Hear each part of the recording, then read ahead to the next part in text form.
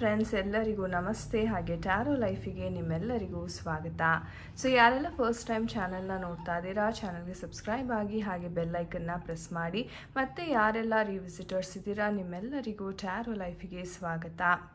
So friends, ಇಂದಿನ ಒಂದು ವಿಡಿಯೋದಲ್ಲಿ ನಿಮ್ಮ ಒಂದು ವ್ಯಕ್ತಿಯ ಟ್ರೂ ಫೀಲಿಂಗ್ಸ್ ನಿಮ್ಮ ಬಗ್ಗೆ ಏನಿದೆ, ನಿಮ್ಮ ರಿಲೇಷನ್ಶಿಪ್ ಕುರಿತಾಗಿ ಅವ್ರು ಏನು ಆಲೋಚನೆ ಅಂತಕ್ಕಂಥದ್ದನ್ನು ಮಾಡ್ತಾ ಇದ್ದಾರೆ. ಸೊ ಈ ಒಂದು ವಿಚಾರವನ್ನು ನಾವು ಇವತ್ತು ರೀಡಿಂಗ್ ಮಾಡೋದ್ರ ಮುಖಾಂತರ ತಿಳ್ಕೊಳ್ಳೋಣ. ಸೊ ಖಂಡಿತ ವಿಡಿಯೋವನ್ನು ಕೊನೆ ತನಕ ನೋಡಿ.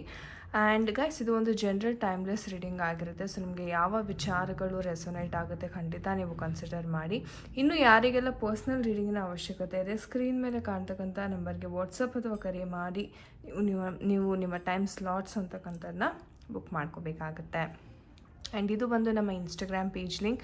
ಸೊ ನೀವು ರೆಗ್ಯುಲರ್ ಗೈಡೆನ್ಸ್, ಟಿಪ್ಸ್, ಪೆಂಡುಲಮ್ ರೀಡಿಂಗನ್ನು ನೋಡೋದಕ್ಕೆ ಈ ಪೇಜನ್ನು ಸಹ ನೀವು ಫಾಲೋ ಮಾಡ್ಬೋದು.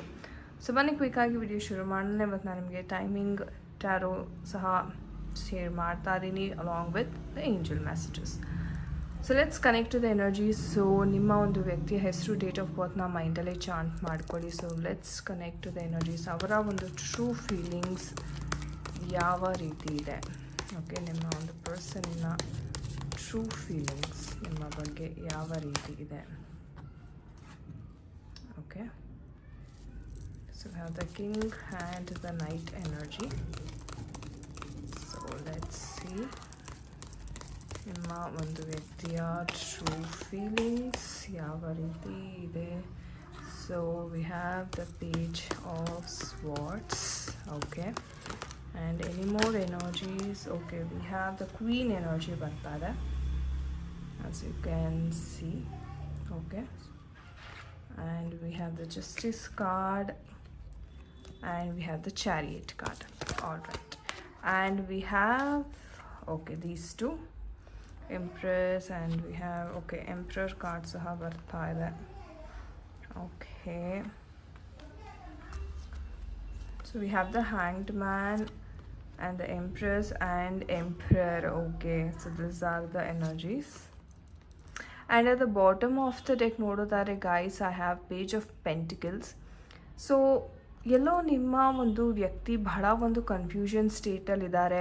ಯಾವುದೋ ಒಂದು ವಿಚಾರವಾಗಿ ಕುರಿತಾಗಿ ಬಹಳ ಅವರು ಜೀವನದಲ್ಲಿ ತುಂಬ ತಲೆ ಕೆಡಿಸ್ಕೊಂಡಿದ್ದಾರೆ ಅಂತ ಹೇಳ್ಬೋದು. ಅಥವಾ ನನಗೆ ಇದು ಬೇಕು, ನನಗೆ ಈ ದಾರಿನಲ್ಲಿ ನಾನು ಹೋಗಬೇಕು ಅನ್ನೋ ಒಂದು ಡಿಸಿಷನ್ ಮೇಕಿಂಗ್ ಅಂತಕ್ಕಂಥದ್ದು ಅವ್ರಿಗೆ ಮಾಡಲಿಕ್ಕೆ ಆಗ್ತಾ ಇಲ್ಲ ಅಂತಲೇ ಹೇಳ್ಬೋದು.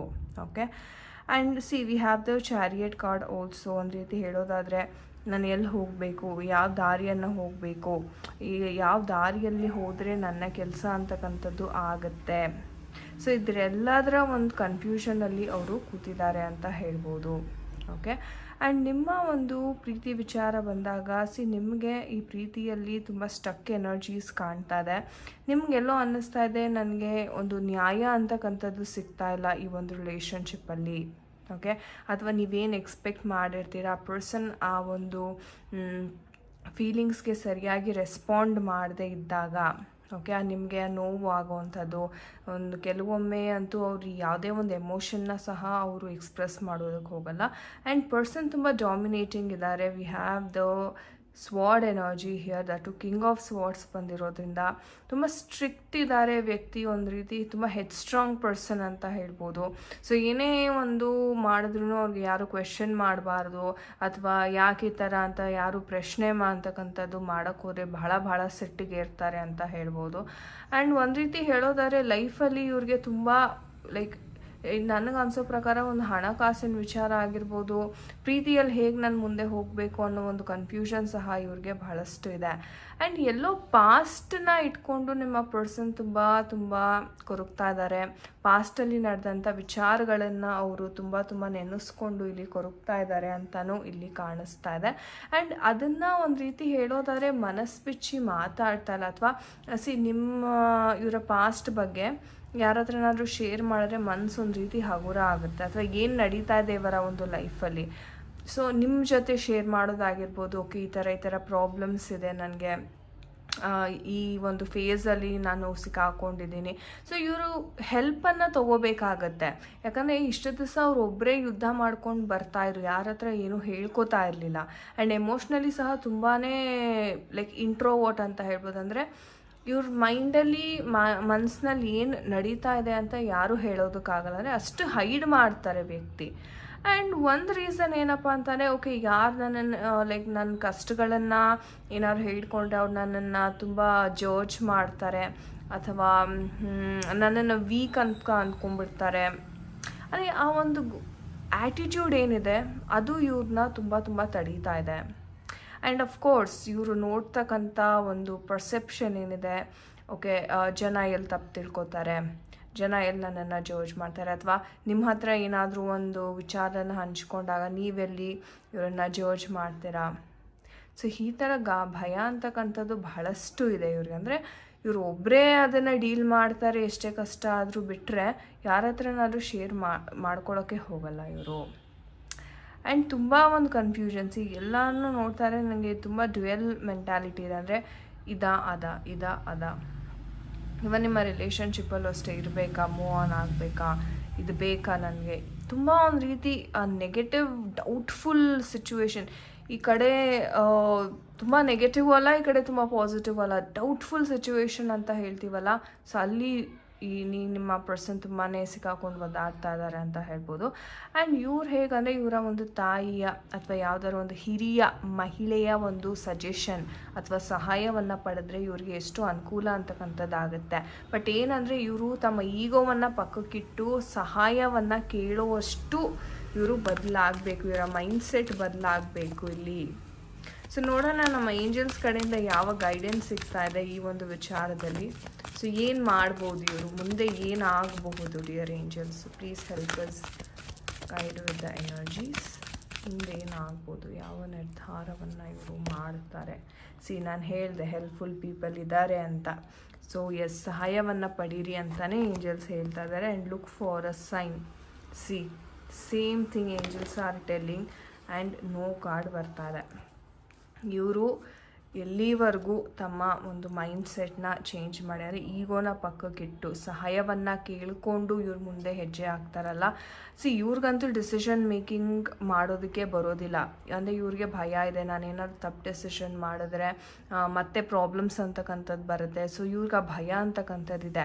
But at the same time ಇವರು ಬೇರೆಯವ್ರಿಗೆ ಸಹಾಯವನ್ನು ಅಂದರೆ ಅವರಿಂದ ತೊಗೊಳೋದಕ್ಕೂ ಇವರು ಹೆಸಿಟೇಟ್ ಮಾಡ್ತಾರೆ. ಸೊ ಏಂಜಲ್ಸ್ ಹೇಳ್ತಾ ಇರೋದಿಷ್ಟೇ, ಹೆಲ್ಪ್ಫುಲ್ ಪೀಪಲ್ ಇದ್ದಾರೆ, ಲುಕ್ ಫಾರ್ ಅ ಸೈನ್. ನಿಮಗೆ ಸಹಾಯ ಮಾಡ್ತಾರೆ, ನೀವು ಸರಿಯಾದ ನಿರ್ಧಾರವನ್ನು ತಗೊಳ್ಳೋದಕ್ಕೆ ತುಂಬ ಸಹಾಯ ಮಾಡ್ತಾರೆ. ಆ್ಯಂಡ್ ಯಾವುದೇ ಕಾರಣಕ್ಕೂ ಹೆಸಿಟೇಷನ್, ಈಗೋಗೆ ನೋ ಅಂತ ಹೇಳ್ತಿದ್ದಾರೆ. ಸೊ ಯಾವಾಗ ಇದು ಸರಿ ಹೋಗ್ಬೋದು, ಓಕೆ. ಸೊ ನಿಮ್ಮ ಒಂದು ವ್ಯಕ್ತಿಯ ಮೈಂಡ್ಸೆಟ್, ಅವರ ಒಂದು ಪ್ರಾಬ್ಲಮ್ಸ್ ಯಾವಾಗ ಸರಿ ಹೋಗಿ ನಿಮ್ಮ ರಿಲೇಷನ್ಶಿಪ್ ಸರಿ ಹೋಗ್ಬೋದು. So timing tarot, please help us with the time frame. ಯಾವಾಗ ಈ ಪ್ರಾಬ್ಲಮ್ ಸಾಲ್ವ್ ಆಗುತ್ತೆ ನಿಮಗೆ, ಓಕೆ, ಯಾವಾಗ ಪ್ರಾಬ್ಲಮ್ ಸಾಲ್ವ್ ಆಗುತ್ತೆ. There is no time indicated, but there will be a permanent and revocable. ಇಲ್ಲಿ ಏನು ಹೇಳ್ತಾ ಇದ್ದಾರೆ ಅಂತಂದರೆ, ಒಂದು ಟೈಮಿಂಗ್ ಅಂತಕ್ಕಂಥದ್ದು ಇದಕ್ಕೆ ಹೇಳಲಿಕ್ಕೆ ಬರೋದಿಲ್ಲ, ಓಕೆ. ಆದರೆ ಈ ಚೇಂಜ್ ಅಂತಕ್ಕಂಥದ್ದು ಏನಿದೆ, ಓಕೆ, ಅದು ಪರ್ಮನೆಂಟ್ ಚೇಂಜ್ ಆಗಿರುತ್ತೆ. ಇವಾಗ ನಾನು ಹೇಳಿದೆ, ಇವರ ಡೌಟ್ಫುಲ್ ಸಿಚುವೇಶನ್ ಏನಿದೆ ಅದು ತುಂಬ ದೀರ್ಘಕಾಲದವರೆಗೂ ಅವ್ರಿಗೆ ಇದೇ ರೀತಿ ನಡ್ಕೊಂಡು ಹೋಗ್ತಾ ಇರುತ್ತೆ. ಯಾಕಂದರೆ ಅವರು ಮೈಂಡ್ಸೆಟ್ಟನ್ನ ಅಷ್ಟು ಈಸಿಯಾಗಿ ಚೇಂಜ್ ಮಾಡ್ಕೊಳ್ಳಲ್ಲ ಅಂತ ಇಲ್ಲಿ ಬರ್ತಾ ಇದೆ, ಓಕೆ. ಆ್ಯಂಡ್ ಆ ಒಂದು ಅವರು ಏನು ಚೇಂಜ್ ಮಾಡ್ಕೋಬೇಕು, ಅವ್ರ ಈಗೋವನ್ನು ಬಿಟ್ಟು ಸಹಾಯವನ್ನು ಕೇಳಬೇಕು.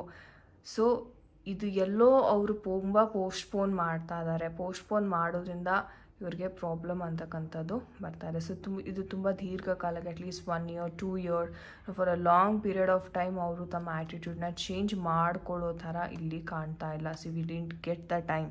ಸೊ ಏಂಜಲ್ಸು ಅದನ್ನೇ ಹೇಳ್ತಾ ಇದ್ದಾರೆ, ಹೆಲ್ಪ್ಫುಲ್ ಪೀಪಲ್ ಇದೆ, ಹೋಗಿ ಸಹಾಯವನ್ನು ಪಡೀರಿ, ನಿಮ್ಮ ಪ್ರಾಬ್ಲಮ್ಸ್ನ ಸಾಲ್ವ್ ಮಾಡ್ಕೊಳ್ಳಿ.